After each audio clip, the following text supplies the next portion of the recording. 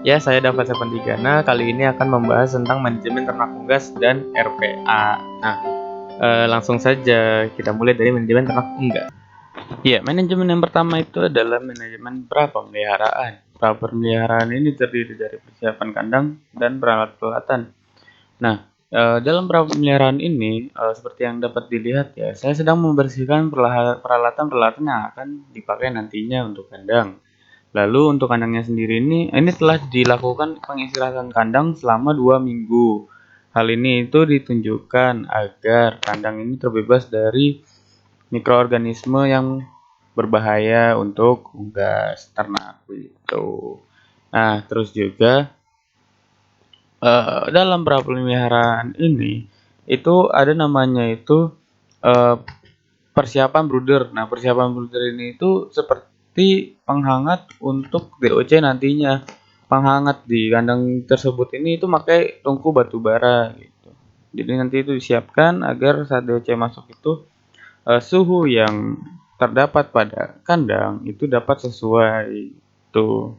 Biasanya sih untuk tungku batu bara ini itu dapat satu tungku itu dapat bisa kayak apa ya, untuk sekitar 500 sampai 700 ternak begitu. Nah, sedangkan kapasitas kandang peternak tersebut itu eh, sejumlah 3.000. Ya, jadi ada namanya itu pembuatan larutan elektrolit nih. Nah, pembuatan larutan elektrolit ini ditunjukkan untuk mengganti energi yang hilang selama perjalanan. Nah, terus juga ini itu dilakukan agar mencegah DOC ini dehidrasi begitu. Terus juga dalam pembuatannya ini itu dapat melalui banyak cara ya. Ada yang dari air kelapa, gula merah gitu, atau bisa dengan cara instan seperti yang di video itu langsung udah jadi aja, tinggal diseduh.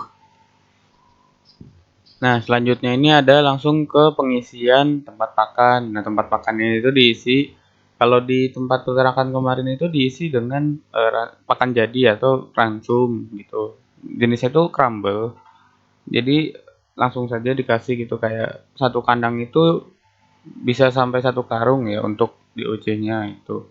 Nah, terus juga sebelum apa ya, dalam pemberian pakan ini itu sebelumnya itu sudah tadi yang saya jelaskan sebelumnya itu brooder ini sudah dipanaskan begitu. Nah, terus juga untuk sekat-sekatnya juga sudah dipasang. Jadi tinggal DOC sudah siap masuk gitu.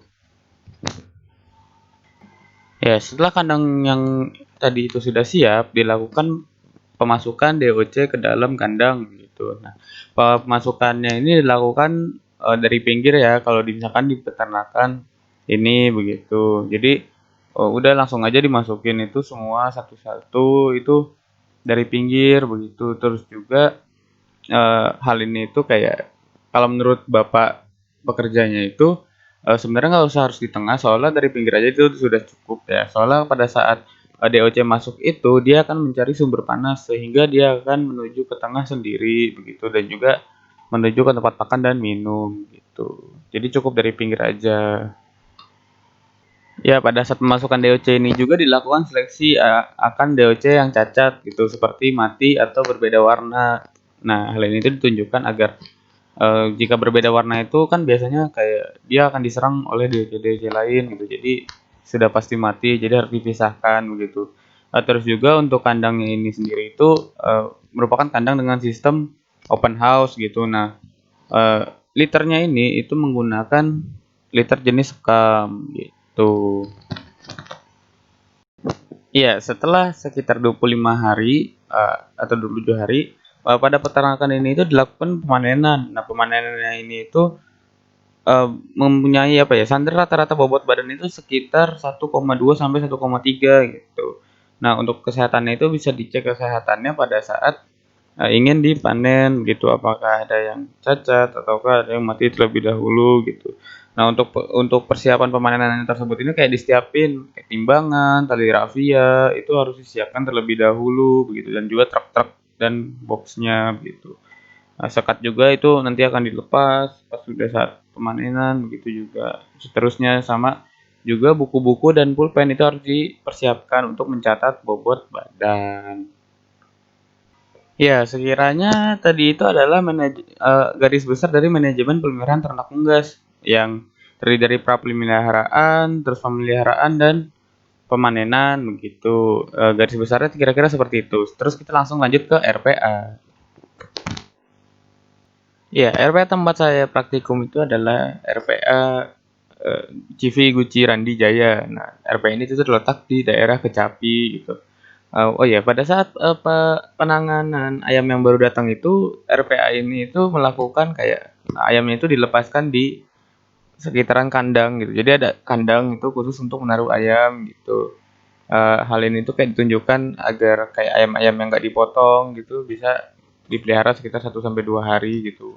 Sebenarnya sih biar bertahan hidup aja, yang penting kalau kata pemilik dari RPA tersebut gitu. Nah, penimbangan ini itu nanti dilakukan ketika ayam ini akan diproses gitu, entah itu diproses dibawa ke pasar atau langsung dipotong gitu. Untuk standar bobotnya itu di sini itu sekitar 1,2 sampai 1,3 untuk ayam potong dan 2 kilo ini untuk ayam dijadikan filet begitu.